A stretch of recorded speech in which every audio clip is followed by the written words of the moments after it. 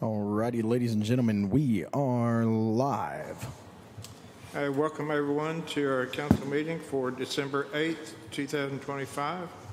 If we would have a roll call, Madam Clerk, to establish quorum. Terry McClung, Here. Harry Meyer, Yeah. Rochelle Moyer, Here. Steve Holyfield, Here. Suzanne Gruning. Here. And David Avanzino is absent with notice. All right, if we can stand for the Pledge of Allegiance.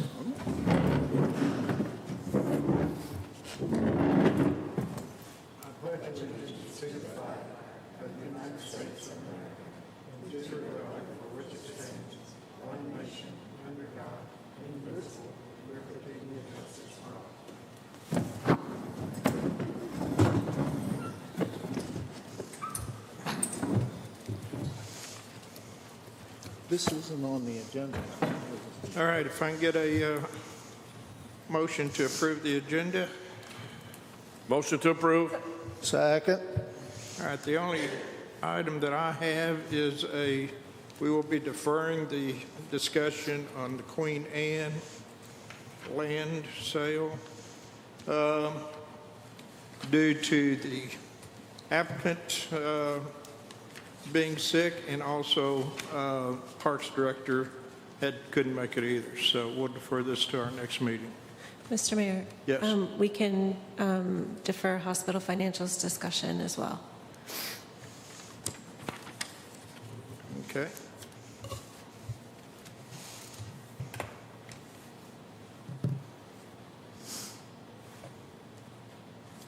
And also in your package, you'll notice that the last item of new business is a resolution for free December parking. That resolution's in your packet. So, other than that, is there anything else from anybody? Yes, ma'am. Temporary entertainment district. Under new business, temporary.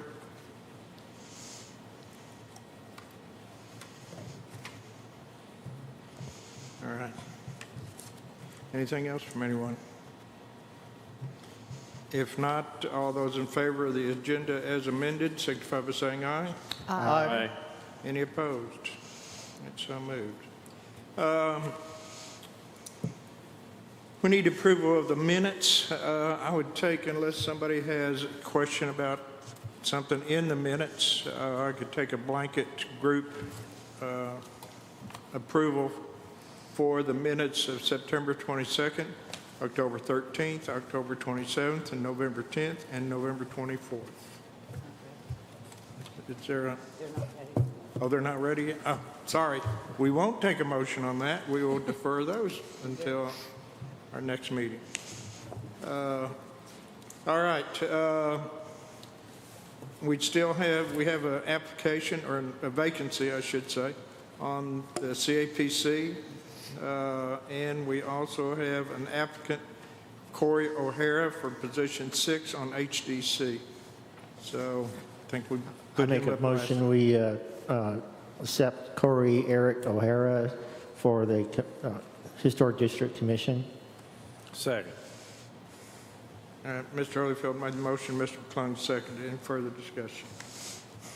Hearing none, all in favor, signify by saying aye. Aye. Aye. Any opposed? All right. At this time, we will take public comments. Please limit your time to 3 minutes.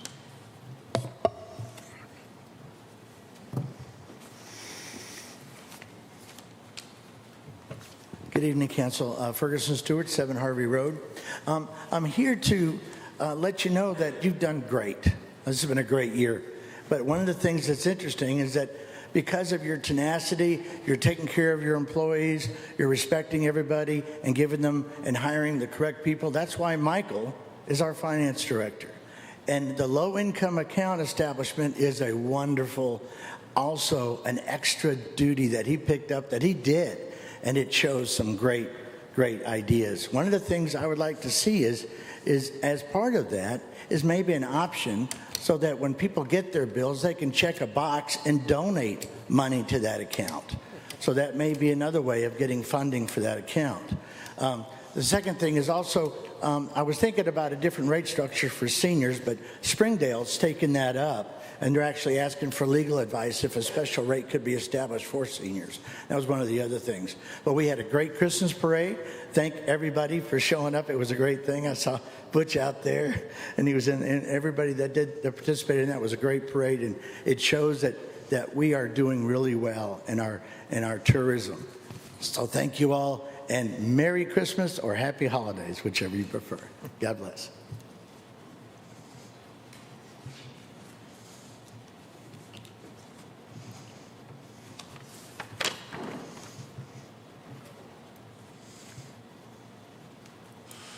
Good evening, City Council. My name is Scott Price.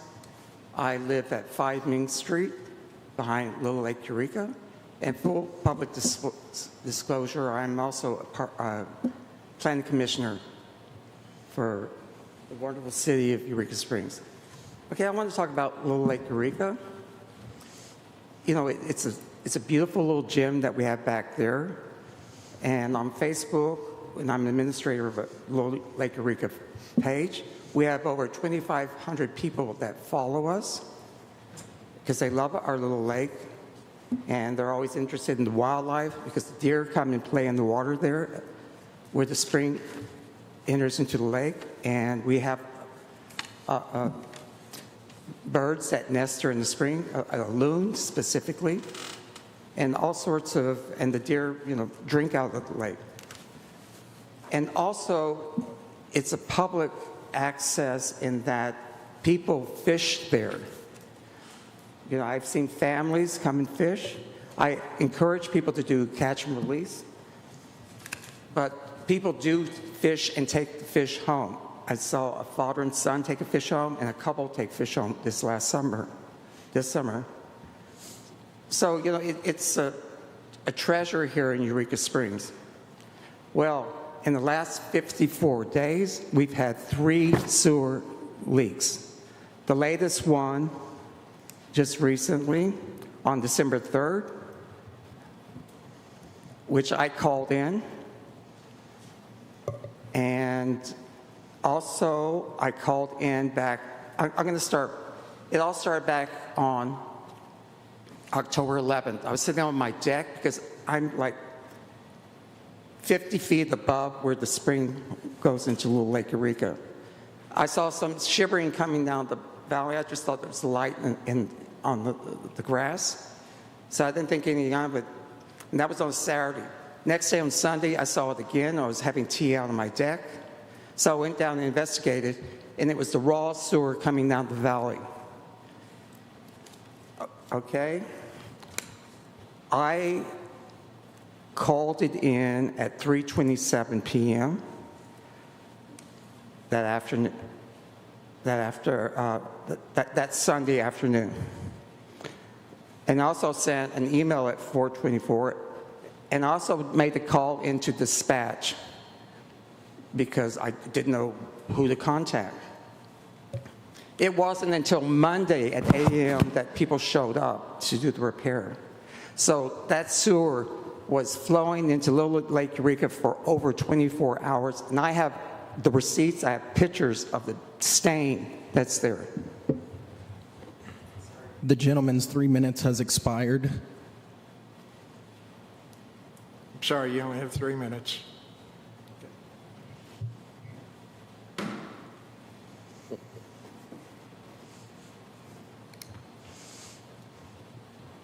Susan Harmon, 11 Summit Street. So most of you know that I'm on planning. So I wanted to hand something out to you.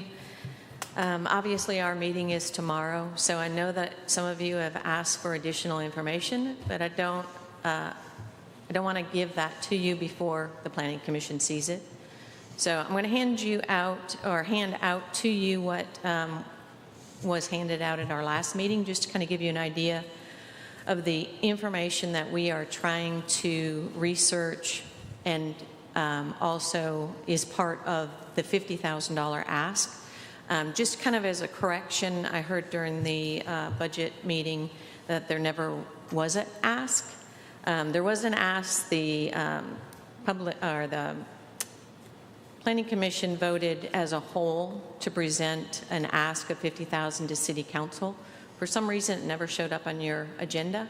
I know Terry added it this last meeting. So anyway, you'll have more information coming to you prior to your budget being finalized, but I did want to give this to you because this has already been submitted or already shown to the Planning Commission. But hopefully this will give you a little bit more of an idea of the things that we're looking at. So that's all I have to say tonight. Thank you. Thank you, Susan. Yeah, please. Thank you. Susan, you might want to give one to... Mr. Mayor, that concludes our public comments. All right, thank you. All right, then that brings us up to our first item of unfinished business. Get a motion to discuss the low-income water assistance program, third reading. Move to discuss. Second. All right, got a motion by Mr. Holyfield and second by Ms. Moyer. This is on our third reading on this ordinance. Mr. Mayor, I move to suspend the rules and read ordinance 2382 on its third and final reading by title only. Do I have a motion? Do I hear a second? Second. Mr. Holyfield made the second, and Mr. Meyer made the motion to suspend the rules and place ordinance 2382 on its third and final reading by title only. Get a roll call vote. Please, ma'am. Okay, just a minute. You're doing fantastic. Thanks. Yes. Terry McClung, Yes. Harry Meyer, Yep. Rochelle Moyer, Yes. Steve Holyfield, Yes. Suzanne Gruning. Yes. Thank you. Now, if you'll read the Ordinance 2382, City of Eureka Springs, Carroll County, Arkansas, an ordinance establishing a low-income household water assistance program for the City of Eureka Springs, Arkansas, creating the LIHWAP Fund, authorizing the use of franchise fees, fee revenue, and other lawful sources, providing for administration, eligibility, and limitations, and for other purposes. very good. Get a motion. Mr. Mayor, I move that we approve ordinance 2382 on its third and final reading. Mr. Meyer made the motion. Do I hear a second? Second. Mr. Holyfield seconded. Any further discussion? Hearing none, roll call, please, ma'am. Terry McClung, Yes. Harry Meyer, Yes. Rochelle Moyer, Yes. Steve Holyfield, Yes. Suzanne Gruning. Yes. Thank you. All right, thank you all very much. That is going to be a good program, I think. All right, our next item of business for motion to discuss. I'm not sure we have sidewalks on both Susan Gruning and Harry Myers. Are these separate issues, you think, or should they be combined? They were, yes. All right, Ms. Gruning, we got a motion. We get a motion to discuss item number Motion 3. to discuss sidewalks. Second. So we kind of been holding this off on a few meetings, and what I put out here is just some ideas for us to start tackling some of the issues that we have with the sidewalks. Not only are they, in some areas, in need of repair, just recently on Saturday, there was a car that hit a sidewalk across the street from Staten Gallery. I think they were going to call Simon on this, but they knocked quite a few, I mean, the stone crumbled. So some of the sidewalks are even falling apart on us, which further, I think, shows that we need to do something. So some of these things that I came up with are based on some of the other towns in Eureka Springs and on how we might be able to go about looking at helping the citizens pay. I think I brought this up before that I know we don't have a lot of money in our budget, but there are towns that will help pay 60/40. Usually the city's paying 60, the residents paying 40. There are grants that maybe we can get out there, especially in the historic district, that I would like us to look at. I think I went to Jackie's planning committee meeting, and I had shot her an email to follow up on if any of those have been looked at or not for the town. I don't know if the historic district commission. I'm just looking at ways that what we can do to help our homeowners pay for this. Some homeowners bought their homes with sidewalks already in disrepair. Some say that utility companies have ruined them but have not come back to pay them. Some say that our water and sewer guys have dug up sidewalks. Gas companies, other utilities outside of the city have ruined their sidewalks and have not come back and repaired them. The one common denominator, though, is that we do have bad sidewalks. This is not, the information I provided isn't necessarily to make a decision tonight, but I think it gives a lot of food for thought on how we should move forward as city council to try to come up with a way to help improve our sidewalks. I did hear that, I don't know if Jacob is here, but Jacob was going around, I think last week, looking at sidewalks maybe. I hadn't heard that. Talking about Paul? Paul?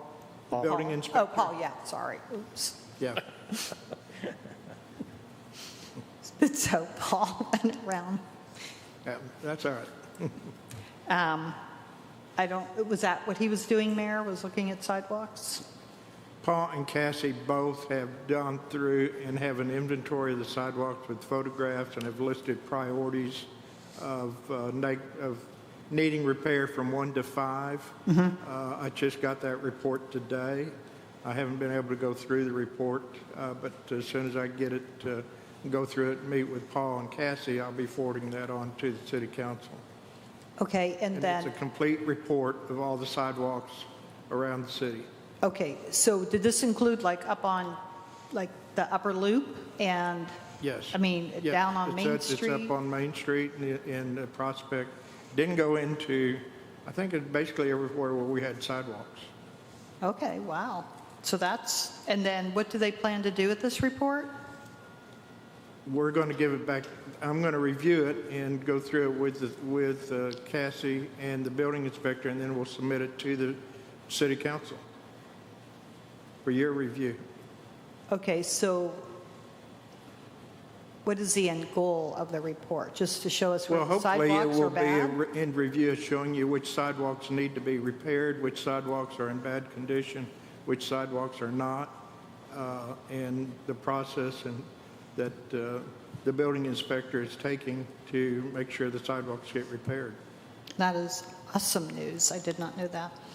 So then, and maybe I'm putting the cart before the horse. So when they submit this and we find out which are the worst sidewalks, was there a plan to move forward, or are they looking to city council for that plan? We're not looking for the city council, I don't think, at this point. I don't know, I've got to get with the building inspector and Cassie. I do have the report that was just completed that I asked for quite a while ago, and it's taken a while to get it, actually through several building inspectors and planning directors, but we finally got it. And so once we have that, now we've got an inventory of what we have. And this actually started back with Bobby Ray had originally done a sidewalk inventory. And when he left, unfortunately, that report disappeared. So we had to start from scratch again. Okay. So I hope that will take care of a lot of the questions that you have in the council and the citizens about conditions of our sidewalks and what the next step's going to be. So those are city sidewalks that they're doing the report on. Would that They are public sidewalks throughout the city. of Eureka Springs. All the city, well, they're public, but they're privately owned. They're Right. all the sidewalks within the city. So in that report, will there be a recommendation on, so let's just say you come to my house and my sidewalk needs to be repaired, how we're going to work with me to repair it? Yes, I hope so, yes. Okay, well then I guess we can still maybe look this over and still see if we can't get grants for the historic part of town and then see what this report says. Well, we're always, I mean, I think Cassie's always looking for grants and is working with the state for, monies for that. Unfortunately, the sidewalks belong to the property owners, so the property owners have to apply for the grants themselves, except for what the city owns. We can apply for our grants for repair. Okay, I Make didn't. sense? Okay, so maybe I should get with Cassie on, Are we looking for grants for the private property, like for you to repair your sidewalk? yes, like you said, private property owners. I'm hearing from some that they don't have the money to repair their sidewalks. Well, a lot of times, I don't know, they may not need to repair it depending on the condition of the sidewalk. But let's assume they do. Well, then I think we'd have to work with the city and with the property owner to see what we can get done to get it repaired. That's what I'm trying to figure out here. Now, that's up to the city if they want to grant some money out there for grants and stuff. That's although one looking option. at our budgets, I'm not sure we have a lot. I agree, and that's one option. I don't expect that we would do it all at once, but what I'm thinking as well is, I don't know, probably many of us have lived in other towns, states. I know in Wichita, we had the option of either paying that ourselves to do our sidewalk, or the city would come in and do it, and then it would be put onto our taxes on the back end, where until they were paid off, which is really a minimal amount for a homeowner. I'm sure that if we want to do that and have to talk with our city attorney, that's going to require an ordinance and vote to get any kind. And it may even have to be brought up to a public vote at a general election if it's a tax form. Because some homes have such a small sidewalk, it wouldn't take long before it was paid off. It's not, to the homeowner, I don't think it would be a huge cost if they did not have the money up front, but I think if the city council wants to do that, then we can look and have the city attorney look at, writing up an ordinance, putting a tax on the property. and that would go through the county, Yes. Well, it would go on the property tax. which would be through the county, right? Yes. Okay. So the county would have to maybe be involved? No, Well, Who said no? no. I don't know. The county will collect the tax, but then they remit it back to the city if it's a city tax. Okay. But, yeah, that makes sense. They need to be aware what that is going back into. yeah. But then we would need the money to do the sidewalk while we recoup that money through several years of taxes. It depends on how, I'm not sure that's something I think we'll have to work out and see how much of a tax is placed on and how that works. Most of the time, the work would be done and a lien would be placed on that house for that amount Right. of money, and then that would be placed on there. I don't know if there's a method, and I have to talk to the city attorney to do research, whether that can be prorated out into an amortization. I'm not sure that's legal, as opposed to doing it at one lump sum. Well, there is a city first lien. It's where the city identifies the hazardous sidewalk, sends a notice. City works with if city does the work, if the owner fails to, within X amount of days that we ask them to do it. And then the city records the lien per the AR code, works under existing local ordinances, and make sure that there are safety and ADA hotspots are covered. I think that's what I was just referring to when placing a lien against the Correct. house. Yes. But making it the property owner to make payments is something I'm not sure. We could also do a It's legal. special assessment, which is an installment program. So this is assuming that we pay, or maybe we offer, you pay 20 and we'll pay 80. And the city does the work, places a special assessment that the homeowner can repay over 5 to 10 years. And then it goes on the property tax bill. I'm just looking, these are options I came up with from other cities that are doing this. In Arkansas? Yeah. Okay. Do you have references to those cities Yes, that you it's pulled on that those? email I Is sent, okay. that I did send you the Word document. Right. Okay. Sorry about that. And so the links are there. All right.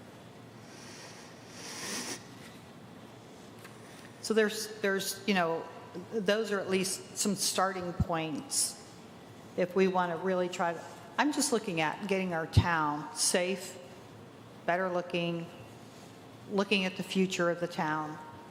We have to start somewhere. We keep putting it off and putting it off, and we've got to do, we have to come up with a game plan to begin this mammoth project. Well, you've done a great job of research. I appreciate that.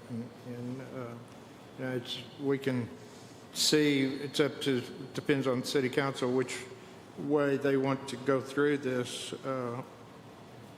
mechanism of repairing and having the property owner repair the sidewalks. Well, so I think then maybe we'll hear too what this report says, but yeah, any feedback. Well, actually, the report's just going to show you what needs to be done. Okay, but I thought maybe Cassie might. It's not going to be saying, it's going to list the requirements. List the sidewalks with a rating of 1 through 5. But other than that, then we would have to make a determination of, all houses with a rating of a 4 or worse. So 5 would be the worst. Right. So when Would Paul. have to be repaired. Okay. So when Paul went around, did he let the homeowners know that their sidewalk was not in code? I doubt seriously he had the time to do that because they were doing just an inventory.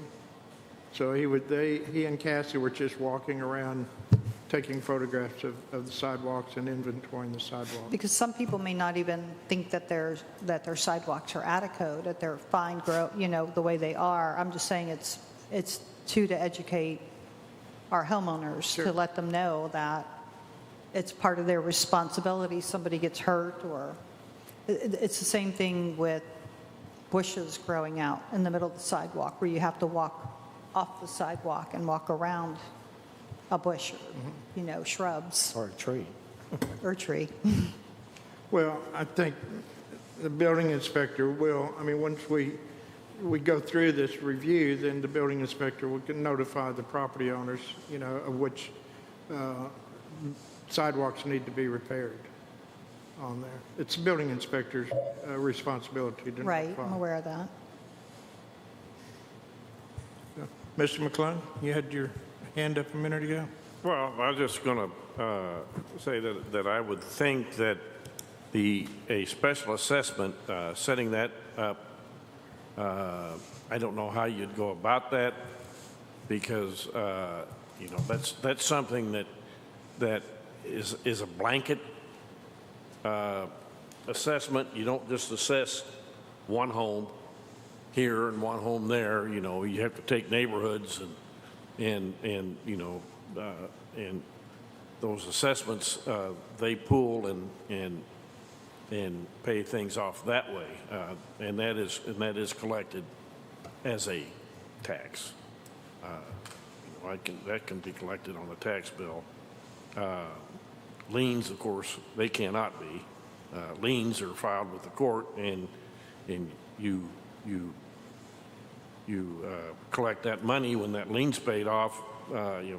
Usually when it's a transfer of property, unless you force it on some earlier, with some kind of a mechanism to force it to be paid earlier. Yeah. And I don't know really what that is. That'd be for the counselor to define that, but and that's all you can do. It's, you know, existing wise, as far as in relationship with the property owner. I mean, we can go through that list that Butch is saying that they're coming up with, and we can look at it, and maybe with that in our hands, we can maybe come up with, off some of your recommendations, find something. But I can't see anything other than a lien arrangement being done, and that's causing the city to come up with the money to make those repairs and do it. But it gives homeowners options. So if they don't have the money, they can say, well, if I do the lien option, and then when I sell the property, some of the money I make off the property, if it's not paid off, they can pay it off. So You'd have a lien, and that lien may also be allowed to accrue interest. I would assume that it is. I don't know that for sure, but I would think so. I don't know. I didn't see anything about interest, but there could be. The problem we've had with liens in the past is sometimes they're placed against trusts, and some of these properties are in irreversible, or not irreversible, but irrevocable trusts that stays in the family and they're never going to get sold, and therefore they never get collected on. And that's always a possibility. But if they're that kind of property, they're probably going to be willing to pay it, because usually those properties have money. Usually. And I mean, again, some of the homes along, I'm going to look at my ward, they're not real long pieces of sidewalk. So it's not going to be like a $50,000 lien. It might be a $5,000, $3,000 lien, depending on. That's hefty. Don't think it's not. That's a big lien. Yeah, I'm throwing numbers out there, guessing really, but it still would take some of the immediate financial burden off of them and adding it to their taxes, county taxes, property. But it also, it puts a hardship on the city to come up with that money too. You're right. I know. That's. I'm looking for options. Yeah, I understand. Got to talk about it. Ms. Moyer? Well, I wanted to acknowledge all the work you put into this already. You've done a great job, and I really appreciate you putting all the effort and time into it. And I specifically appreciate the next steps portion that you put here as sort of action items for the council. I think in a small working group, some ideas for how to finance sidewalk programs could be vetted and then brought back to the larger council. And that might be a more efficient way of looking at options. And, there's like sort of formal analysis that can be done to compare how certain mechanisms might turn out for the city, like policy analysis sort of approach, which could be applied at a smaller working group and then be presented to council for decision. And the other thing was, I'm excited to hear about the report on sidewalks as well. And did I hear you right? Did you say they're also prioritizing what needs to be? Oh, yeah. They're rated 1 to 5. Awesome. I look forward to seeing that report, and I'm curious what the timeline for that is. Well, you should have it by the next council meeting. I have it. I just received it yesterday or today, or within the last couple of days. So, Mr. Meyer? If we're going to be discussing the whole sidewalk issue, then I'll just bring mine up right now. Well, let's finish this one, train of thought first, and then we'll go ahead with Okay. this, if that's all right. Unless you want to add something to No. this maintenance sidewalk. Mr. Holyfield? Yeah, I applaud Ms. Gruning's efforts here. I always wanted to work on the sidewalk issues and try to make something happen with the city. I know there was a program at one time where there was money in the budget for If the city found a sidewalk that needed improved, they could go in and had the money in the budget to fix it. 20 grand, I think. 10, I think it's 10 grand, just pretty low. And then at some point, that money was put back in the general fund, and that program kind of went away. So there's a history of attempts here, but I think we should move forward and see what we can do about sidewalks for sure. All right. Mr. McClung? Yeah, it would probably be good if for the next meeting, this is probably going to be on there because we will have a copy of the list as such. You know, we need to see what we can do and tie in with the existing ordinance that we have. Yeah. And so maybe a copy of that for us could be provided. I mean, I know it's in our books, but Yeah.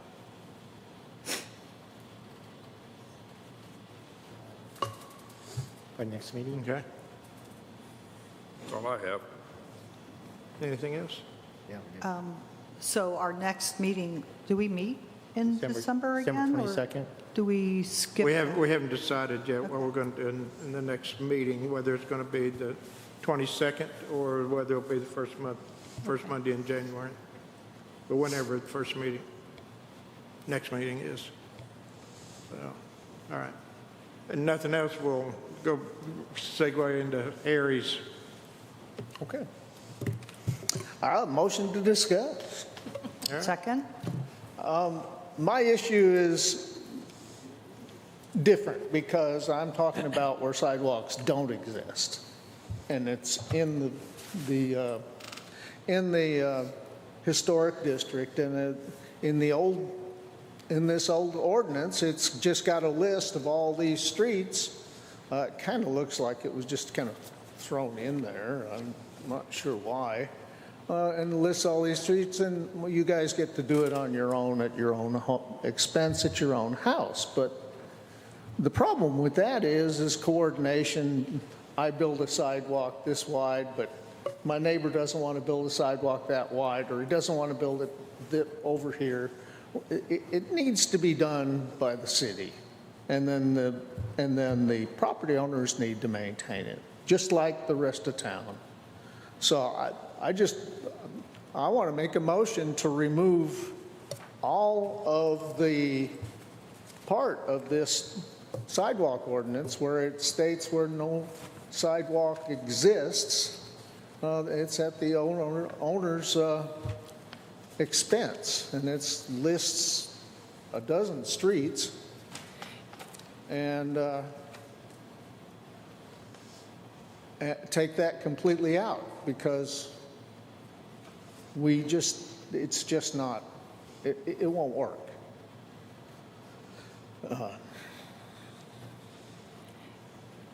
Mr. Meyer, could you point out where you think the ordinance says that? Because it was my understanding in our phone call that you think this ordinance requires homeowners to build sidewalks. Yes. And I don't read it to say that. It's right here under 9.08.040, issue number 2. And it says in areas where no sidewalk exists, and then it, of course, gives an idea of what the new installation should be. Any new installation shall be at the owner's option, limestone slab with a minimum thickness of 4 inches, or imprinted and tinted concrete in a pattern and color approved by the Eureka Springs Historic District Commission, or aggregate concrete as described in 9.08.04. I see that, but I don't read that to require the installation of a sidewalk. I read that to say if you choose to build a sidewalk, this is what it has to look like. Because the following paragraph says sidewalks located within the historic district may also be poured concrete. So it's not. At the owner's option. Right. So Well, at the owner's option, if there's no sidewalk there to fix, if there's a sidewalk there to fix, it's obvious. You got to replace the one that's there, and it's got to join the neighbor's sidewalk. But if there's no sidewalk there at all, where do you start? I think my reading of the ordinance, I think you can stay without a sidewalk. Pardon? I think you cannot have a sidewalk at your house, is the way I read that ordinance. Not required. Right. It Not doesn't required. say you shall build a sidewalk. It says if you do, you have to do it, that you shall do it this way. Well, So, and that could cause problems. I mean, I understand. You Yeah, it's understand the confusing. problem that I'm talking about. Right, yes. It doesn't matter which way you want to look at it. And there's also, on East Mountain Drive, there's enough city easement to put a sidewalk on the side of the street, on the city.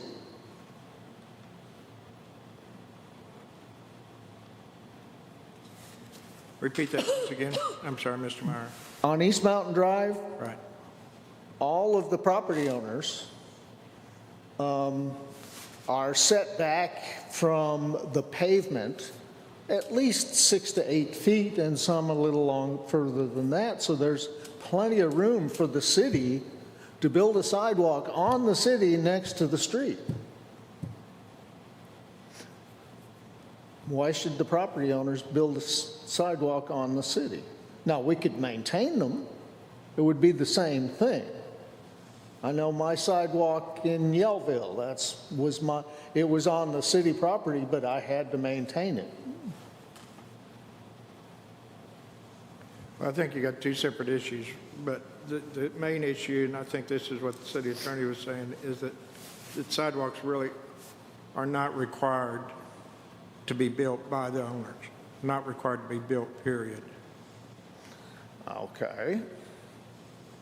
If the owner wants to build a sidewalk, then they have these specifications. Now, And like I said, let me finish. With your concern about the minimum specification, that's what I was trying to look on number. It says construction. That's for concrete.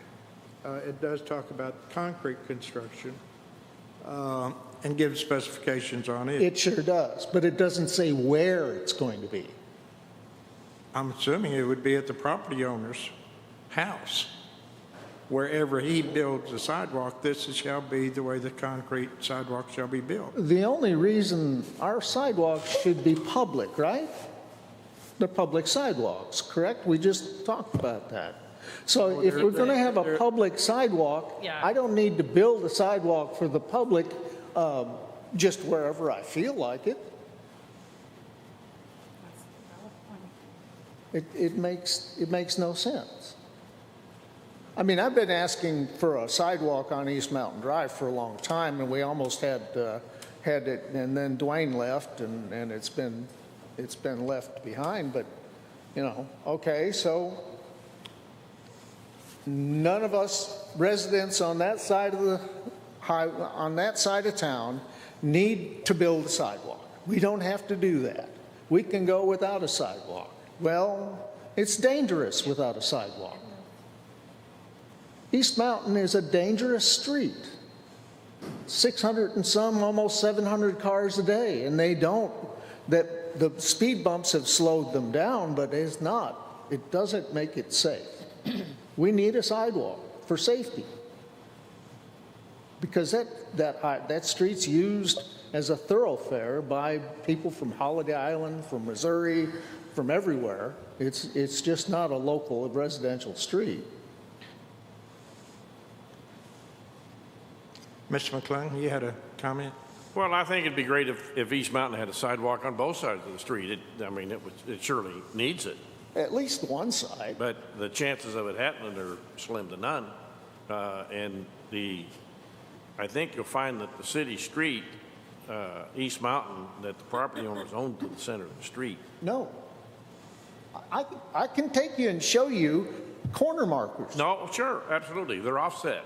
All the lots in subdivisions they own to the center of the street, and then there's an offset An easement. for the right-of-way, and those pins are set the edge of the right-of-way as the line comes through there.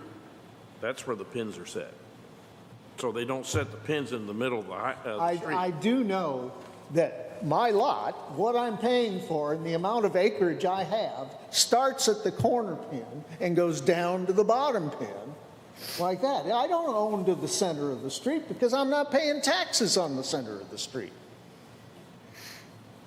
Well, I mean, I can't. It just doesn't, that doesn't make My any sense. family lived on Cross Street for years, and I believe they do. No? Well, regardless, we're not here to discuss that.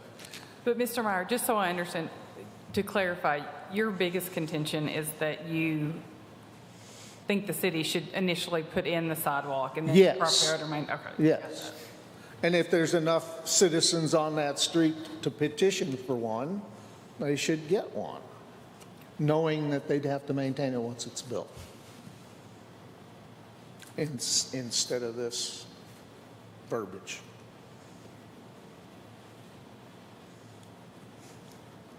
Mr. McClung? Just real quick, I mean, I have to agree with Harry in that I think that the city ought to put the sidewalks in and then the property owner be responsible for them. I agree with that philosophy. I just don't think it's practical now because I'm not saying we need start to, after the horse. I'm not saying we need to pave 5 miles of sidewalk right away, but, you know, incrementally. I mean, we're talking about helping people fix their sidewalks on the east side or west side of town.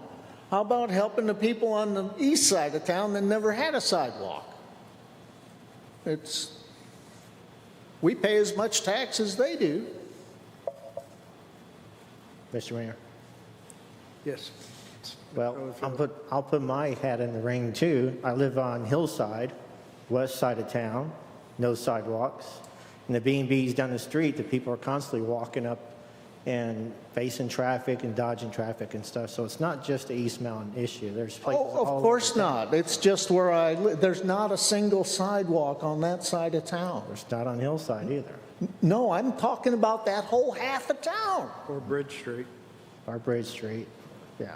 The only street that has a sidewalk on east of Main Street all the way up is a little bit of Flint Street that the city built when they had to beef up the retaining wall on the lower side of the street to keep it from caving in. And then there's a nice sidewalk, but it starts part way up the hill and it ends before it gets anywhere. Mr. Gernon, you had a comment? The only comment, I kind of agreed with Terry and with Harry that it would be nice that, I know I have been up and down Mountain walking, and there are a lot of cars. They go to East Mountain Overlook. It's a great view of the Crescent Hotel, and I do see a lot of, I've done weddings there. People go there to get married, and it's kind of a little, no pun intended, hairy around there with all the cars coming and tourists going. don't. The ones that are going to the Overlook drive slow. Because if they've never been there before, I've been walking my dog and they'll stop and say, "Where is that Overlook?" And I said, "Just keep going." And the deer that are up there. There's a lot of deer along that road too. Not that that has to do with the sidewalk, but if you had people out walking because they want to see nature, that's just another walking on the street and dodging things. There's a lot of people that walk East Mountain for exercise, all the way down to the Overlook. Or a bike. Well, I think we can all agree that the city needs a lot of infrastructure improvements. I mean, we've been talking water and sewer, but we also know that it needs sidewalks. And I'm not disagreeing with Harry. No, I didn't think you. Both sides of East Mountain need sidewalks. And then we also go out to Pivot Rock Road, which is another area that needs sidewalks. And it's even harder to design a sidewalk. Oh, there's trees right up to the pavement. And you got bluffs, cliffs on one side, and I mean, so Eureka's not the easiest place to do sidewalks. No, but East And Mountain even is a very inside the easy historic spot. district, Hillside Avenue, Bridge Street, Cliff, Mountain, Upper Mountain's got sidewalks, Lower Mountain doesn't, and people are walking all the time. You know, if we, you know, if somebody, if I won the $1 billion lottery ticket, I would give Eureka's, you know, $100 million to build sidewalks and water and sewers. And I'm sure we all would do. When I was first elected, my first year, I think we had a $7 million budget, and now we've got a $13 million budget. So there never seems to be enough money at budget time for infrastructure. Ms. Moyer? I feel like this is a good illustration of why we need an overall vision and plan for our city.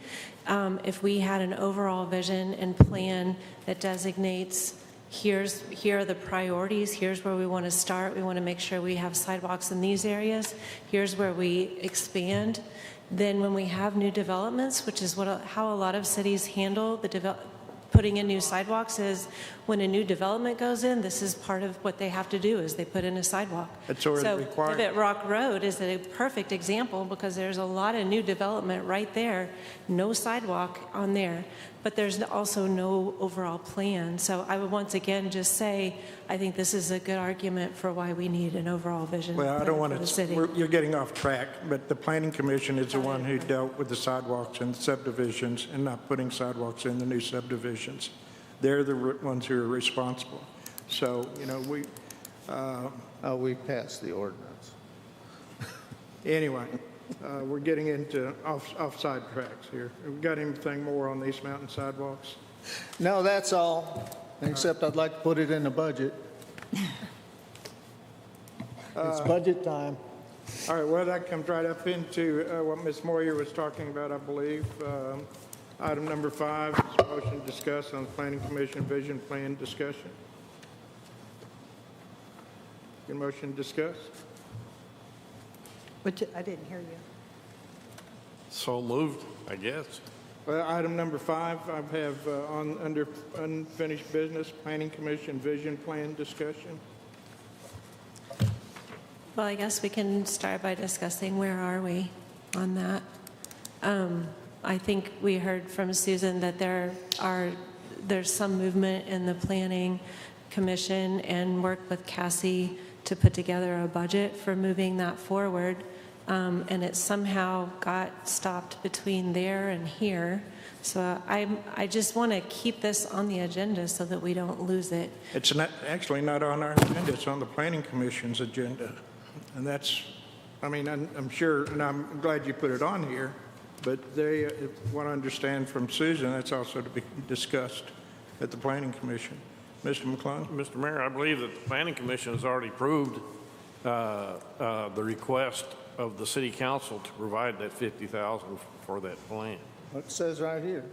Well, they're discussing the plan too among themselves, I believe. Well, I'm sure they are, but I think that they're trying to get us to approve $50,000 or an amount less, not to exceed $50,000. For us to approve $50,000 to hire a planner to do a vision That's correct. plan. That's right.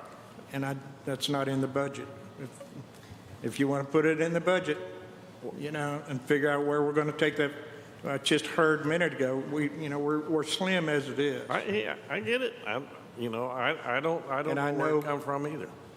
You know, and there's been people in here, and I'm all for the Planning Commission, don't get me wrong. I've been involved with the Planning Commission as long as you have, Mr. McClung, if not longer. And I've been involved professionally in planning and dealt with planners for a long time. And I'm a firm believer in it. But I'm also, in talking with some people around town, feel that our vision plan is very adequate and there needs to be worked on, but it's good with what we've got. And we've had other people, and you've been involved with discussion on housing and economic development and through here. So I'm not sure the vision plan development needs to have money spent on a plan that's there when we have something that's workable. Ms. Moyer and I disagree on this, so Ms. Moyer? I respectfully disagree. I guess I would ask if the vision is adequate, how are we growing revenue for the city? if the vision is adequate, what properties do we actually own and which properties are under question as to what the city owns or what someone else owns? I mean, Now, wait, there's a wait, lot wait. there, Now, and I could go can on I for know the you can rest go of the on, evening but I can about I can questions. answer a couple of those questions. We have a map, we have a list of property that city owns from that data scout. I remember from our last meeting that there was a discussion about who owned Little Lake Eureka, and I don't think there was a resolution for that. I don't know, I understand, the city doesn't own Lake Eureka. And then I also heard arguments on the other side. And Simon is waving his hand, so maybe he's discovered who owns Little Lake Eureka. I think he bought it last year for $1. Yeah. So I did a little research today, just in case that question popped up, and the property owners own Little Lake Eureka. So at some point, and I don't have the ordinance, but Ming Street was vacated. And Ming Street, if you look at the plat, is in ArcGIS is right down the middle of Little Lake Eureka, but it's actually off to the side of Little Lake Water Eureka. Street. And it was vacated, so that is the property owner's pond out there. Do you know when it was vacated? I don't have those records. I was All I just show wondering is if on my you've map, seen vacated properties, it shows vacated. Okay. Well, I love that that question has been answered, and I would return to my original comment, which is if the plan is sufficient, how are we growing revenue? If the plan is sufficient, what is our next area of priority for development? Where's economic development happening? I mean, there's plenty of questions that I think the city needs to consider and be aware of in moving forward when we make decisions. And I think that the budget workshop is a really good example of why, because our expenses are outpacing our revenues. Look at property tax. Look at, I mean, these are our infrastructure costs. These are things that we have to consider, not just next year. We need to consider what's going to happen to us over the next 20 years. And do we have an adequate 20-year vision plan? Does anyone in this room really think we have an adequate 20-year vision plan? Mr. McClung? In the concern of economic development, Eureka Springs is an area that's very finite, and it's not that large. And the areas where you can do things are pretty specific and limited. We have an economic development commission that hasn't met in some time. I concede that, but we met monthly for a long time and worked on numerous ideas and suggestions and avenues. And you can have a plan, but unless you've got somebody that's going to buy into that plan and come spend the money, it means nothing. And we've not been able to come up with a soul to, do anything in that respect. And so so as far as how you're going to progress, we'll take anything. Pretty much if somebody would come with it, or if we can come up with something, and we have tried. As far as, doing things in that respect. So, I'm not so sure that the plan is not, what Butch is saying is that it's not adequate for what we have. It's just implementing the plan that we have. Can I respond? Sure. So I hear what you're saying, and I also think economic development, specifically that topic, is complex. And it's changing for rural and small towns right now. But it's certainly very specific for rural, small towns like ours, with the geographic challenges that we have, for sure. Do I think that we are well suited over Berryville, for example, for, a new industry? Maybe not. But economic development also means we can support entrepreneurship. There are programs in place in other towns that we could take note of and try to apply that in our place. And economic development doesn't look now like it does for places like us, like it did 10 years ago. It looks different. It's changing. And I'd like for us to be on the forefront of that so that we have all the opportunities that we can take advantage of all the opportunities that we can. Another example, economic development is a very important topic, but of course we have the issue of housing.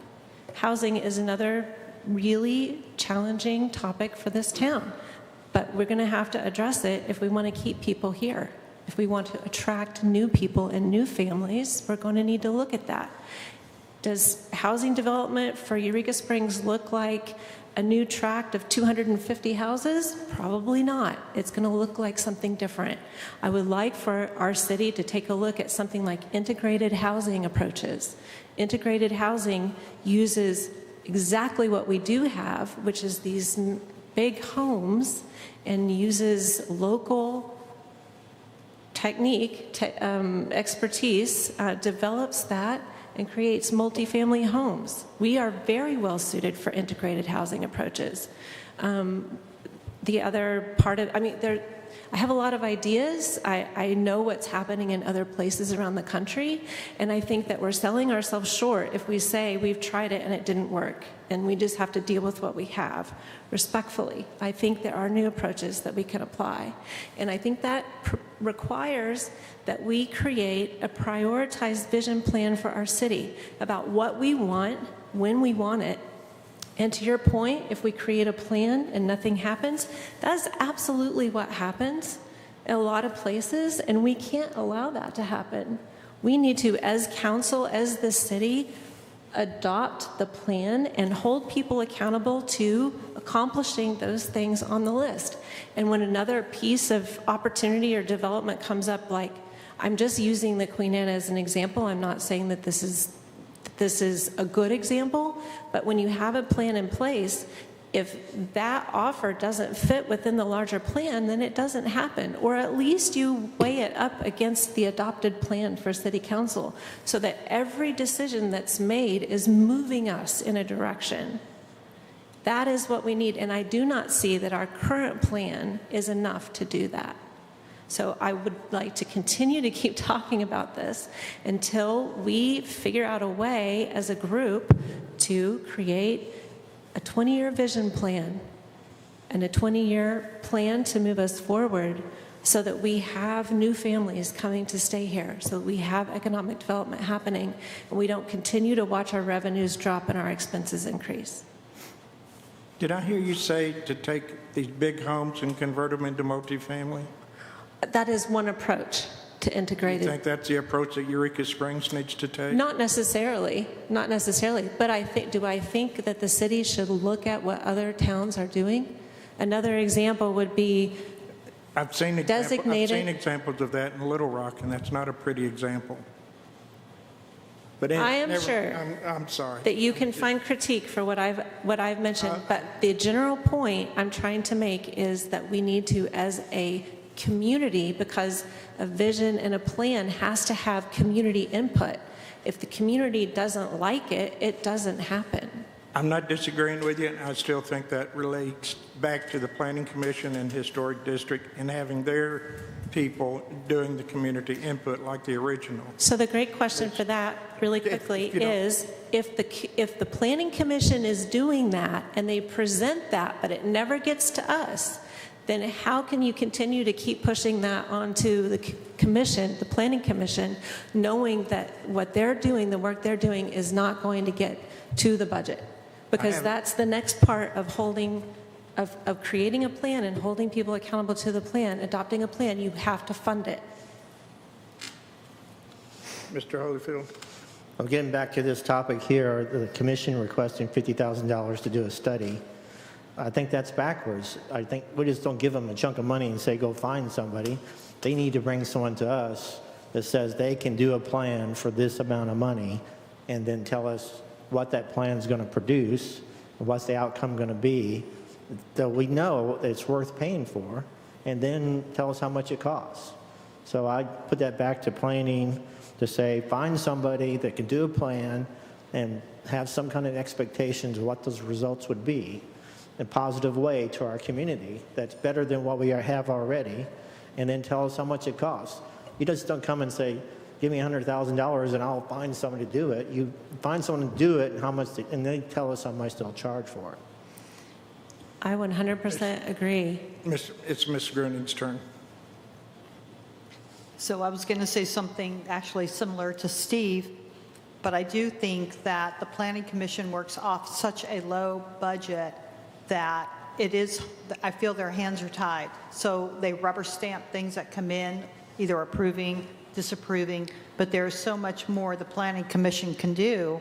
And I like that this area development plan is awesome. I still think that their budget is so incredibly low to really do much. I do like the idea of bringing somebody in to say, what can you do for us? Give us a presentation or give us some kind of estimate and tell us what that's going to do for us. What is our return on paying you? But I also think that they need some help in some other areas that they can probably do on their own. And so therefore, I do think that we should consider, I don't know that amount, but some amount for them other than what they're getting today. All right, Ms. Moyer. I would absolutely agree with what both Steve and Suzanne are saying. Having just a request without any details is not that helpful. What I would also say procedurally is that if that had come to the budget, we would have had an opportunity to ask a question. What is this $50,000 for? And it could have gone back to them, and they could then come back with a more solid proposition, I guess, or at least had the opportunity. But as it is set up now, the conversation never happened. Mr. Mayor. Mr. Meyer. Laura Smoley, before she left, she gave me a wrapped up copy of the 96 plan. She had it laying around. It's still wrapped up in the plastic, and it was 7/8 of an inch thick, at least. It was a big old thick plan. I've only seen, I brought it down and gave it to Kyle when Kyle was in the office there, but I've only seen this much of it. So I don't know what's in that. You have it still? You have it still? No, I gave it to Kyle. Cassie's office, I don't know. If it's the original, we probably still have it. Yeah, it's original. All right, any further discussion? All right. Next item is resolution for the free December parking. And, Motion to discuss. Second. This is an item that we have every year to allow free parking along the parking meters on Spring Street and Main Street. That establishes a free 2-hour parking from December 1st through December 31st. Mr. Holyfield? I pointed this out last year. The street parking's great, but I think we should include the parking lots the city owns as well. Because the streets get filled up pretty quick, and then people don't have any place to park. Because I did a few years ago park in the parking lot thinking that was included in the free shopping parking, and I get a ticket. So I know they're not. So. Okay. Do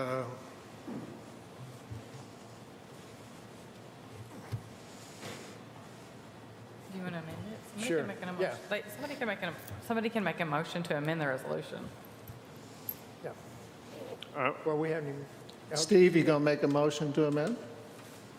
I make a motion. Do we have a resolution? Do we need a resolution number and all that stuff? They make a motion. I make a motion that we amend this proposed resolution to include how many parking lots? Is there just one downtown the city owns, or two? Or two parking lots the city owns? Just say all city metered parking. All city meter parking to be included in this resolution, not just the streets. Second. Okay. Is there any further discussion? Nope. Kim's trying to write it down.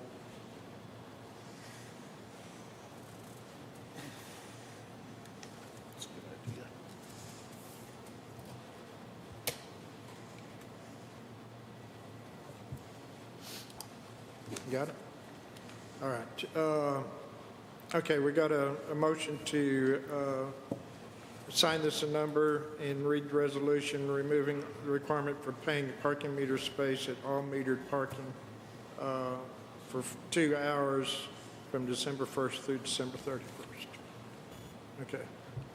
Mr. Do McClung? we need to vote on the amendment first, or no? No, I guess not, because we It's just the resolution. haven't Because, done it. and it's also a resolution, so I think that's fine. And you, Okay, I'm good. I thought he fell. Okay. You recovered. Scared. All right, so we'll need, all in favor, we need a vote, roll call vote. Terry McClung, would you like to Did read we, this? did we make the motion correctly to Assign it. to sign the number and read it for approval? I don't think so. I think we need to, and you don't have to actually read a resolution. You can just make a motion to approve it as amended, and then someone can second it. I think that would probably be the thing to do. And I move to sign the resolution and number and read it for passage by title only, suspend the rules with the modification of all city metered parking, not just the streets. Second. Yeah. Okay, any further discussion? And now we'll go with the roll call. Mr. McClung, Yes. Mr. Meyer, Uh-huh. Ms. Moyer, Yes. Mr. Holyfield, Yes. Mrs. Gruning. Yes. Thank you.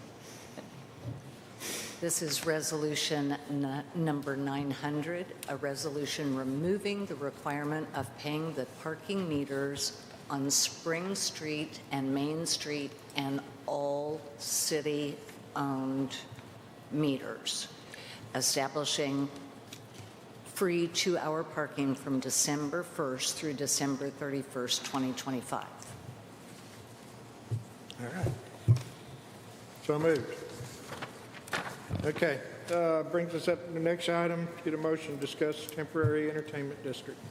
Motion to discuss the temporary entertainment district. Get a second? Second. All right. Ms. Gruning? So at the last meeting, I brought up about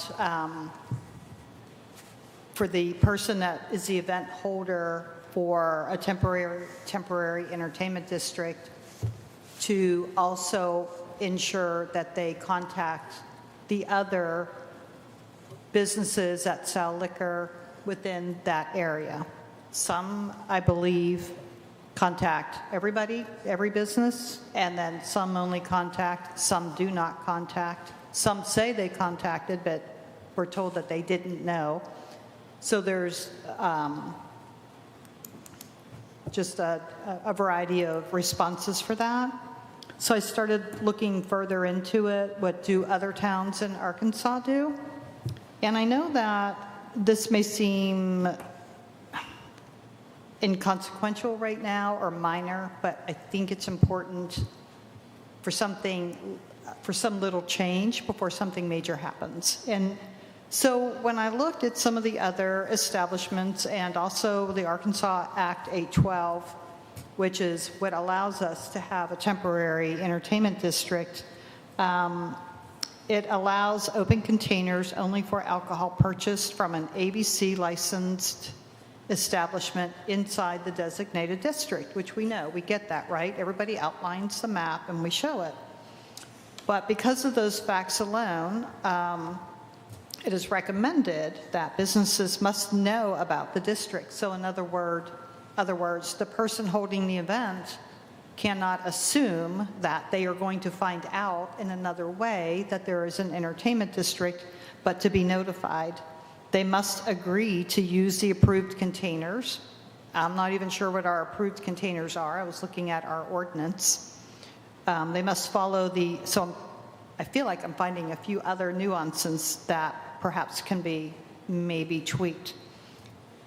They must follow the ABC regulations, which I think most of our businesses know that.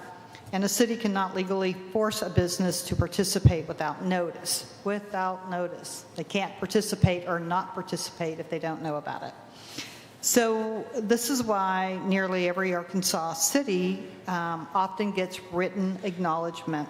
In Bryant, Arkansas, they require it in their application. It's filed with the Community Development Director on city forms. They also provide, some other places provide what is the cup that they're providing, what is the wristband that they're providing. Some of them have barcodes on them so that they can just be scanned.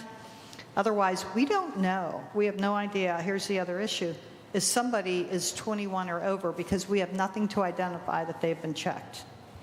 I know when I was in Key West, we had to show our ID. This, of course, is in Arkansas. But I had to show my ID. We get a designated cup, and that's what, and a wristband, both. And that's what we walk around with to show that, yeah, we've been ID'd and we've been checked.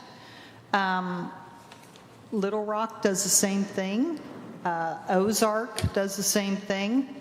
So this is not, this isn't anything new. I feel we're still a little loose in our ordinance. When I look at our ordinance, which is, let's see here, it's chapter 7.09, title 7, temporary entertainment district. Let me go down, I highlighted it.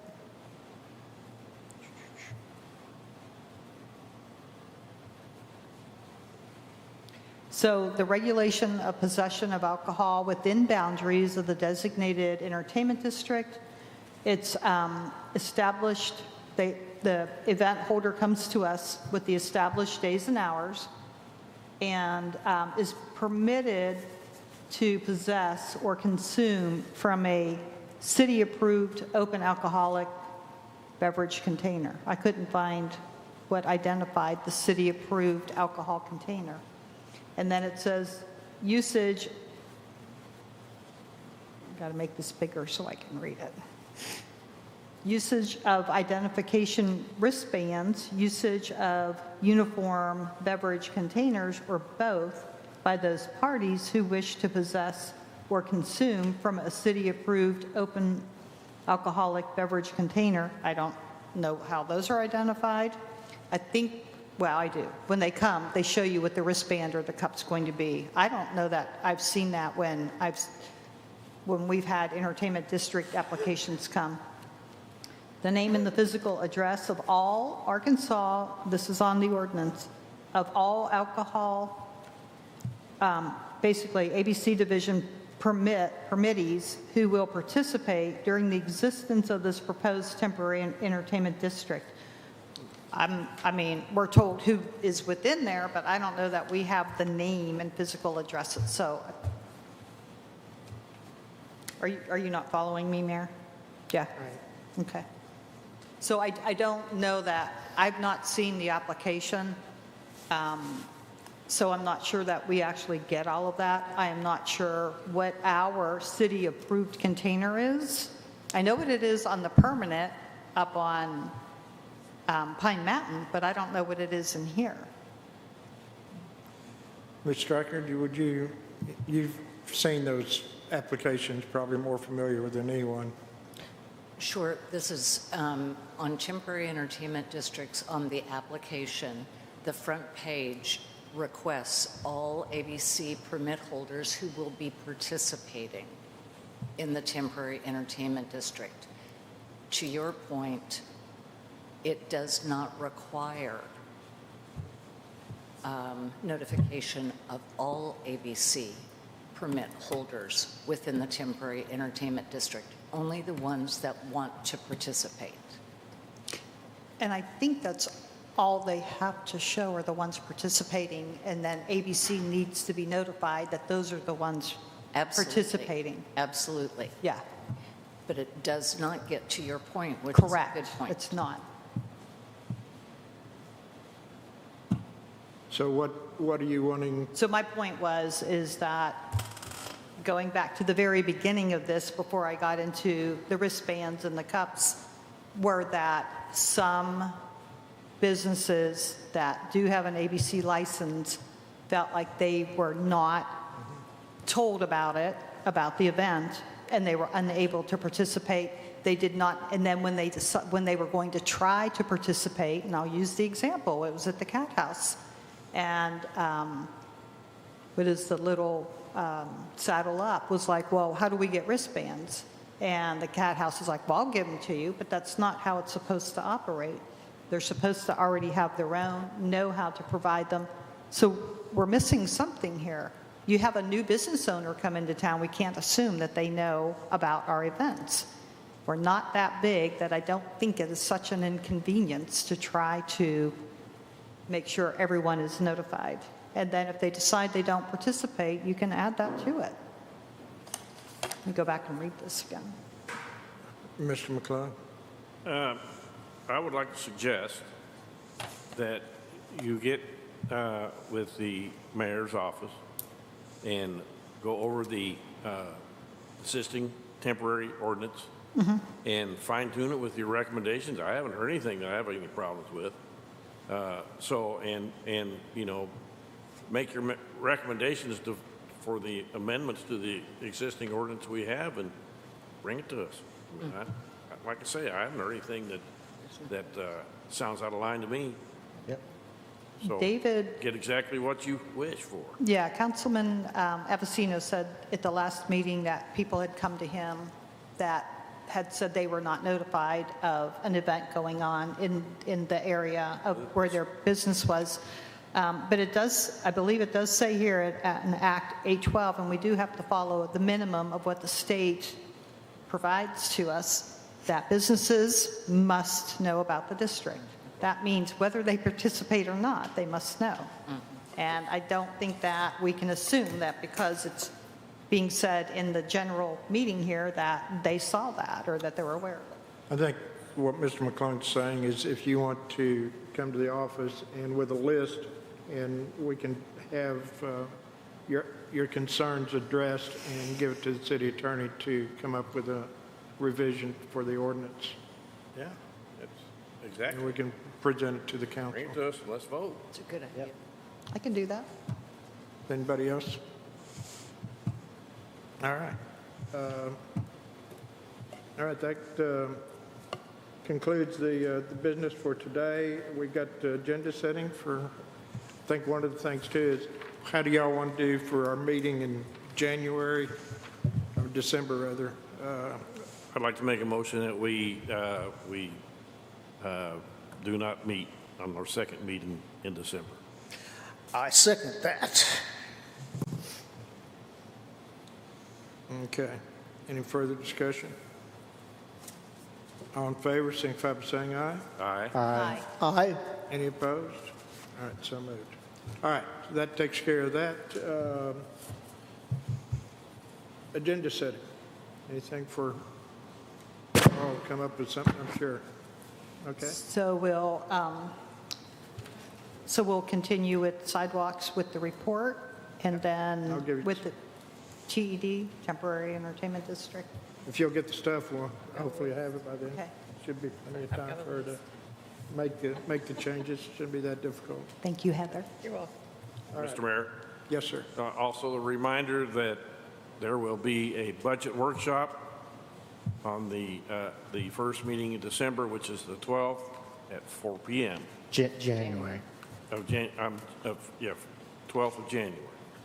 Sorry. Okay, Be there. correct. Or be square. All right. City council comments. Ms. Green, you want to start on your end? Okay, so the parade was great. I did attend it. I thought it was a lot of fun. I'm glad we had 2 marching bands. I am such a fan of marching bands.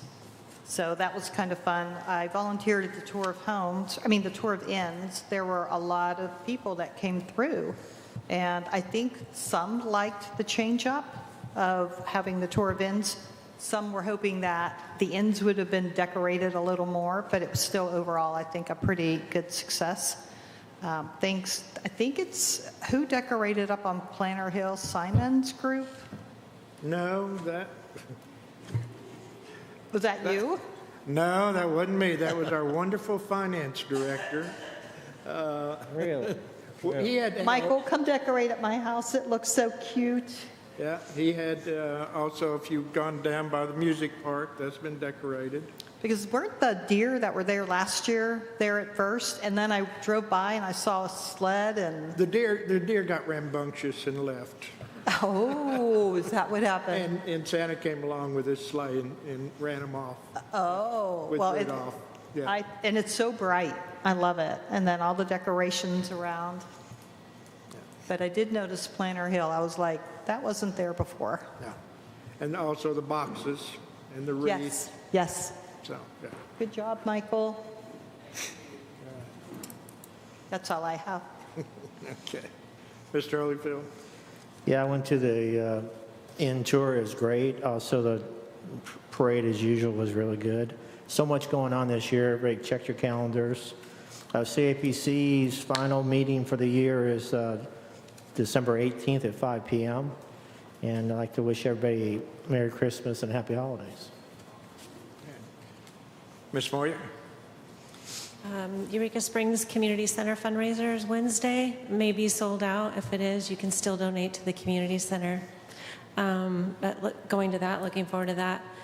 Also, just appreciation to everyone for making the holidays feel really special this year in Eureka Springs. So great job. Mr. Meyer? Well, Silver Tea was pretty cool. I even saw the mayor pouring tea and coffee for people. And lots of nice hats and on the ladies. And it was lots of fun. Mr. McClung? Town looks great. Decorations are really, really pretty, and it just makes you feel good. Merry Christmas, everybody. I do want to give a shout out to Michael, the Public Works, the Parks, CAPC, and to the City Council for putting in the budget for some money to be spent on decorations. Last year was the first year we've had money to spend, and this year we spent a little bit more. And it certainly looks good. The town looks great. It looks the best I've ever seen it. If you'll go down toward the train station, we got the music park lit up with some decorations. The train station, the Dorches, shout out to them because they've allowed the city to help us decorate the train station and to have Santa telling stories in one of the trains and dress up the train. So the Dorches have done a great job in helping us out for that entry into the town. And speaking of that entry into the town, we've received a grant from the Banks Family Foundation for redoing the entry of the north end of town and along with Main Street, the music park coming up in through there. We're getting a landscape architect involved in coming up and doing some cleaning up that whole area. And that's the same people that gave us the grant for the Basin Park. And then they're also going to do some work along Magnetic Spring also. Wonderful. So they really love Eureka Springs and love our parks. And so they've, Thank you. I want to thank them especially. They've done a great job. Great sponsors for Eureka. So we have a lot of activities, as Mr. Holyfield stated, coming in through here. But one of the things, too, I wanted to let people know, there's a new state law, and Mr. Holyfield, even though he couldn't get a hold of internet, if you're absent, city council members cannot participate with Zoom meetings, at city council meetings. Cannot vote and cannot even participate. That's a new legislative law that they enacted at the last session. So if you're out of town and you can watch, of course, by Zoom, but you can't participate as a member. So I just thought I'd let you know that in case you leave and you hope to be able to participate. Mr. Mayor, is that just city council or is that all commissions? As far as I know, it's just city council. It's limited to the governing body of the municipality, so it's a little ambiguous. I think the AML's kind of been looking at it and debating it back and forth, but the general consensus is that it just applies to City Council. the city council if passing legislation. So the HDC, CAPC, and the other commissions can still meet in absence with Zoom. So, all right, going through some of our activities. We've got, of course, I just got through talking about the lights. Not only Eureka dressed up, but the whole citizens in towns dressed up. I haven't heard all of the award winners, but I understand there's people all over the city that have decorated their house and it just looks great. So we should be getting those notifications of the people who have awarded that. And of course, they got the drive-through light display up at the Great Passion Play. And if you haven't done that, that's pretty remarkable. They've done a great job of their Christmas lights up there. The holiday home decorating contest is actually going on from Saturday, from the 29th up through Wednesday the 31st. So go around and look at all the houses. Opera in the Ozarks, which is kind of neat. They're having activities, and they've got the Gifts from the Heart, a holiday celebration of music and giving on December the 12th at 7:30, and then also the 13th at 2 p.m. and 7:30, and then Sunday the 14th at 2 o'clock. So if you want to go out and listen to some good music and opera out there. The Christmas Carol Walking Tour is going to be starting the 12th, 13th, 19th, and 20th at 6 p.m. tours, beginning obviously at 6 p.m., 7 p.m., and 8 p.m. From around the Crescent Hotel and Spa, and tickets may be reserved online. Also, the Eureka Springs Hot Cocoa and Cookie Crawl on Friday, December the 12th from 5 to 7 in the historic downtown. So it's all the shops, so you can get ready to sit, snack, and stroll your way through downtown Eureka Springs while you're shopping for your Christmas gifts. The Crescent Hotel is offering a Grinch breakfast Saturday, December 13th from 10 to 11. And then Homes for the Holidays concert is one of my favorite, and this is, I don't know how many years they've been doing this, but quite a while. And it will be 7 p.m. on December the 12th, and it's a free family-friendly holiday, so here in the auditorium. Santa in the Park will be December the 13th from 12 to 5. Actually, every Saturday in December through Christmas, Santa will be there to meet you and your kids, so be there and go by and see him from 12 to 5. And then the Crescent Hotel also has Santa's Village, December 13th and 14th. Enjoy the holiday activities for all ages, including Christmas tree forest, Santa's Toy Village, sledding, pony rides, and cookie decorating. Eureka Express, Magic Christmas Story Time at the train station. This will be with hot cocoa and special surprise on Saturday, December 13th and the 20th, 1 to 4. Celebrate the music season with music at Holidays Children's Concert. This will be featuring the Berryville Woodwind Quintet, Saturday, December 13th at 5 p.m. at the Library Boulevard Bookend on Spring Street, free admission. And then the free Christmas movie at the Odd, which is Scrooge, at 7:30 p.m.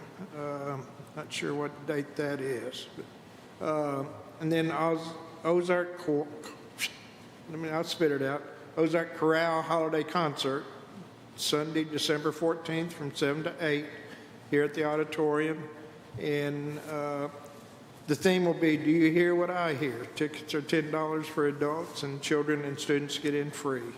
And then Thorncrown Chapel invites you to join their 2025 Candlelight Christmas service, Friday, December the 19th from 4:30 to 5:30.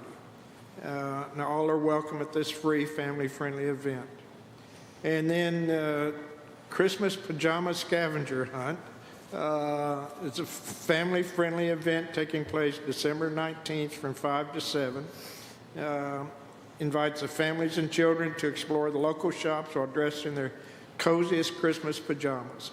And each participating store will hide a special holiday item in their windows for children to find as they make their way through town. And then on the 19th, they'll have teen game night at 44 Kings Highway, Unit A5. That's Eureka Springs Gaming for Teens night, 12 years older. And this is free of charge. And annual Carnegie Children's Holiday Party will also be on the December 19th at 6 p.m. And then we'll have the second annual picture with the Grinch at the the Basin Park from 10 to 5 on December 20th, and with a special appearance from Sasquatch. That'll be interesting. Sasquatch and the Grinch. And then the Magic of Handel's Messiah with the Voices of the Ozarks, Northwest Arkansas, which is an ensemble of professional local singers, will be December the 20th from 2 to 4 at Inspiration Point. And then the Jingle Jeep Parade and Ugly Sweater Contest, Saturday, December 20th, 5 to 7. And then the parade starts at 5 p.m. and comes downtown about around 6. And Christmas caroling in Basin Park will be on Saturday, December 20th from 5:30 to 6 p.m. And then the free Christmas movie at The Odd on Saturday, December 20th from 7 to 9. And that would be it.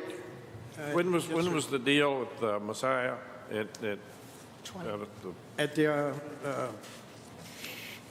that will be December 20th. 20th? Yes, at Inspiration Point. Yep. So, If you could have that, what's at the Grand Central Hotel? It's a free Christmas dinner on December 25th. oh, Open for everybody. and you're open to a grand Christmas feast. Let me see.